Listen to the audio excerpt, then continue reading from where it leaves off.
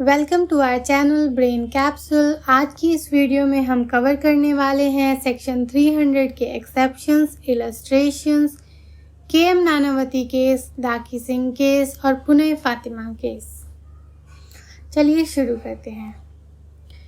पिछली वीडियोस में हमने देखा होमिसाइड दो तरीके के होते हैं, लॉफुल और अनलॉफुल।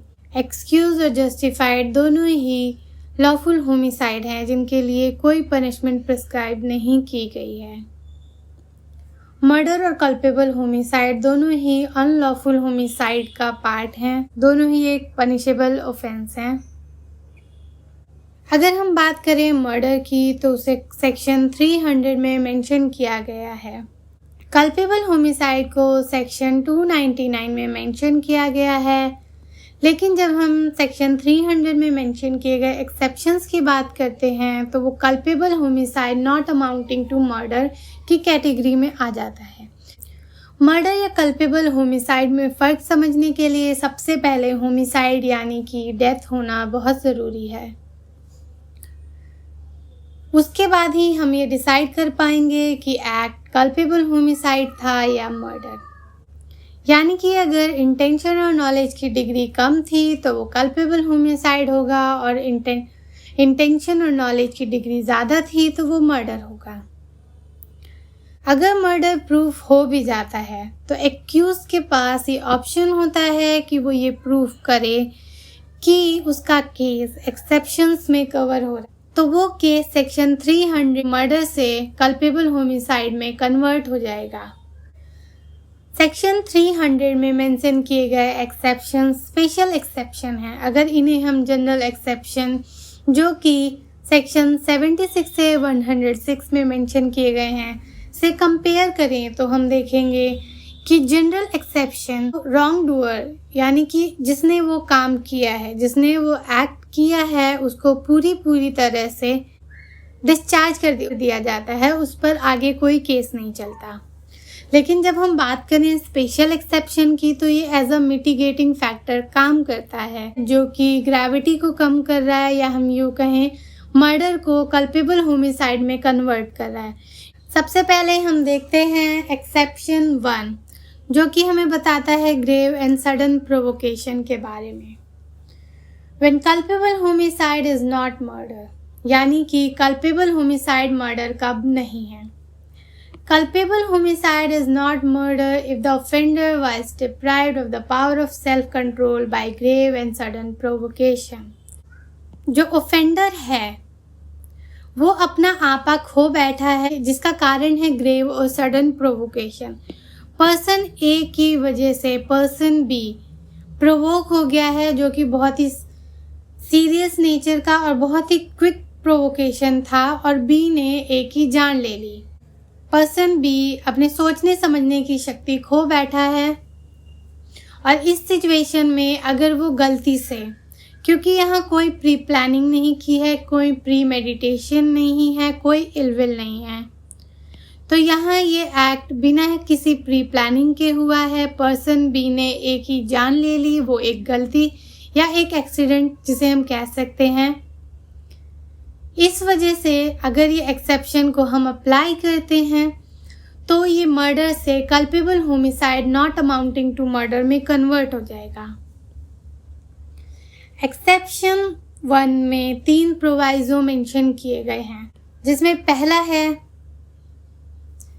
कि ऑफेंडर अगर खुद ही एक ऐसी बहस में उलझ जाए या वो दूसरे को प्रोवोक कर रहा है, फिर दूसरे पर्सन के एक्ट को वो सडन प्रोवोकेशन बताकर वो उसकी जान ले लेता है या उसे नुकसान पहुंचाता है, तो हम इसे फर्स्ट एक्सेप्शन में इंक्लूड नहीं करेंगे, क्योंकि तो यहाँ ए पूरी तरीके से स्टेज मैनेजर है, इसलिए यहाँ ए को एक्सेप्शन 1 का फ़ायदा नहीं मिलेगा। सेकंड, एक पब्लिक सर्वेंट जो कि अपनी ड्यूटी कर रहा है, अगर उसको उसकी ड्यूटी करने से रोका जाए और ये इंसान कहता है कि मुझे सडन और ग्रेव प्रोवोक किया और इसलिए मैंने उसको हार्म किया, तो ये एक्सेप्शन नहीं माना जाएगा। थर्डली, अगर कोई अपने प्राइवेट डिफेंस में कोई एक्ट करता है तो उसके उस एक्ट को प्रोवोकेशन नहीं माना जाएगा। बात करें अगर हम एक्सप्लेनेशन की, प्रोवोकेशन सडन और ग्रेव था या नहीं, ये बात इस चीज़ पे डिपेंड करती है कि उस केस के फैक्ट्स क्या हैं, कि क्वेश्चन ऑफ फैक्ट है जो केस टू केस डिफर करेगा। बात करते हैं एक बहुत ही फेमस केस के Nanavati versus state of Maharashtra के। नानावती एक नेवल ऑफिसर था, उसकी बीवी सिल्विया, उसका अफेयर प्रेम आहूजा नाम के इंसान से चल रहा था। एक दिन वो अपने हस्बैंड नानावती के सामने कन्फेस करती है, उसका अफेयर प्रेम भगवान दास आहूजा से चल रहा है। उसके बाद नानावती का खून खौलता है और वो अपना सेल्फ कंट्रोल खो देता है। वो अपनी वाइफ और बच्चों को एक सिनेमा के पास छोड़ता है। वो अपने शिप पर जाता है, वहाँ रिवॉल्वर लेता है। उसके बाद वो गाड़ी चलाकर प्रेम भगवान दास आहूजा के घर जाता है। ये केस इसलिए इम्पोर्टेंट है क्योंकि सुप्रीम कोर्ट ने प्रिंसिपल लेट डाउन किया था ग्रेव एंड सडन प्रोवोकेशन के लिए, जिसका पहला पॉइंट ये बताता है कि हमें कैसे पता चलेगा कि वो प्रोवोकेशन ग्रेव और सडन था या नहीं। अगर हम किसी रीजनेबल मैन को उस इंसान की जगह रखें जिसका सेम बैकग्राउंड, सेम स्टेटस रहा हो और उसे सेम सिचुएशन में रखा जाए, तो क्या वो प्रोवोक होगा? क्या वो अपना सेल्फ कंट्रोल खो देगा? अगर हाँ, तो ये सडन और ग्रेव प्रोवोकेशन था। दूसरा, वर्ड्स और जेस्चर दोनों को ही सडन एंड ग्रेव प्रोवोकेशन में इंक्लूड किया जाएगा। तीसरा, विक्टिम और एक्यूज के बीच किस तरीके के संबंध रहे हैं, यानी कि पहले से उनकी लड़ाई चलती आ रही थी या उनमें पहले से मनमुटाव था, ये सब ध्यान में रखा जाएगा। और आखिरी, कि जो एक्शन का रिएक्शन हुआ है यानी प्रोवोकेशन की वजह से डेथ कॉज की गई है, उसके बीच में बिल्कुल भी टाइम गैप था या नहीं, ये पता किया जाए। क्योंकि अगर वहाँ टाइम गैप आ जाता है तो वहाँ प्री मेडिटेशन और कैलकुलेशन के लिए टाइम मिल जाएगा। सुप्रीम कोर्ट ने इस केस में कहा, नानावती ने अपने बच्चों और बीवी को सिनेमा छोड़ा, फिर वो ऑफिस गया, वहाँ से रिवॉल्वर कलेक्ट किया, फिर वो एक्यूज के पास गया। इस बीच 3 घंटे का फर्क था, जो कि सफिशिएंट है खुद को कंट्रोल करने के लिए। और यहाँ पे नानावती को एक टाइम मिल जाता है जिसमें वो प्लानिंग कर सकता है। यहाँ नानावती का कन्विक्शन होता है सेक्शन 302 के तहत और उन्हें लाइफ इम्प्रिजनमेंट दे दिया जाता है। अब हम देखेंगे एक्सेप्शन 1 में मेंशन किए गए कुछ इलस्ट्रेशंस को। जेड ए को प्रोवोक करता है और गुस्से में आकर ए वाई की जान ले लेता है, जो कि जेड का बेटा है। इलस्ट्रेशन ए हमें बताता है कि ये मर्डर है क्योंकि यहाँ प्रोवोकेशन इस बच्चे की तरफ से नहीं हुआ था और ना ही ये किसी एक्सीडेंट या मिसफॉर्च्यून, जैसा कि एक्सेप्शन 1 में कहा है, बाय मिस्टेक और बाय एक्सीडेंट ए ने प्री प्लानिंग के साथ वाई का मर्डर किया है। इलस्ट्रेशन बी, वाई ए को प्रोवोक करता है और गुस्से में ए फायर कर देता है। गोली वाई को ना लगकर जेड को लगती है और जेड की मौत हो जाती है। यहाँ ए का इंटेंशन जेड को मारना नहीं था, तो यहाँ कल्पेबल होमिसाइड कमिट किया गया है और ये मर्डर नहीं है। इलस्ट्रेशन सी, ए को जेड अरेस्ट करता है। इस बात से प्रोवोक होकर ए जेड पर हमला करता है और जेड की मौत हो जाती है। इसलिए यहाँ ए को एक्सेप्शन 1 का फ़ायदा नहीं होगा, जैसा कि एक्सेप्शन 1 के प्रोवाइजो 2 में कहा था। ये बेलिफ लॉफुली अपनी ड्यूटी कर रहा था, इसलिए इसे सडन प्रोवोकेशन नहीं माना जाएगा। इलस्ट्रेशन डी, ए विटनेस के तौर पर कोर्ट में मजिस्ट्रेट जेड के सामने पेश किया जाता है। जेड ए की बातों को मानने से मना कर देता है। ए गुस्से में आकर जेड पर हमला करता है और उसकी जान ले लेता है। यहाँ जेड लॉफुली अपनी ड्यूटी परफॉर्म कर रहा था, इसलिए इसे सडन और ग्रेव प्रोवोकेशन नहीं माना जाएगा। इलस्ट्रेशन ई, ए जेड की नाक खींच रहा है, जेड ऐसा करने से ए को रोकता है तो ए को गुस्सा आ जाता है और वो जेड की जान ले लेता है। यहाँ जेड अपने राइट ऑफ प्राइवेट डिफेंस का इस्तेमाल करते हुए ए को रोक रहा था, इसलिए इसे सडन और ग्रेव प्रोवोकेशन नहीं माना जाएगा, जो कि एक्सेप्शन 1 का थर्ड प्रोवाइजो बताता है। Illustration F। जेड और बी आपस में लड़ रहे थे। ए जो कि एक बायस्टैंडर है, ए ने यहाँ बी के गुस्से का फायदा उठाया और उसके हाथ में चाकू थमा दिया। बी उस चाकू से जेड पर हमला करके जेड की जान ले लेता है। यहाँ बी ने भले ही कल्पेबल होमिसाइड कमिट किया है, लेकिन ए यहाँ मर्डर के लिए गिल्टी होगा। Exception 2। Culpable homicide is not murder if the offender, in the exercise in good faith of the right of private defense of person or property, exceeds the power given to him by law and causes the death of the person against whom he is exercising such right of defense without premeditation and without any intention of doing more harm than necessary for the purpose of such defense.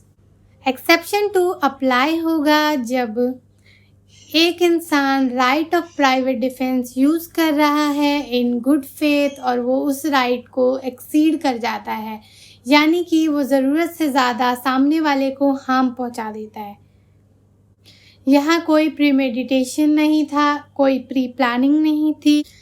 हम इस illustration को देखते हैं। Z A पर कोड़े बरसा रहा है, लेकिन ग्रीवस हर्ट नहीं पहुंचाना चाहता। खुद को बचाने के लिए अपनी पॉकेट से पिस्टल निकालता है और जेड पे फायर कर देता है। इसमें जेड की मौत हो जाती है।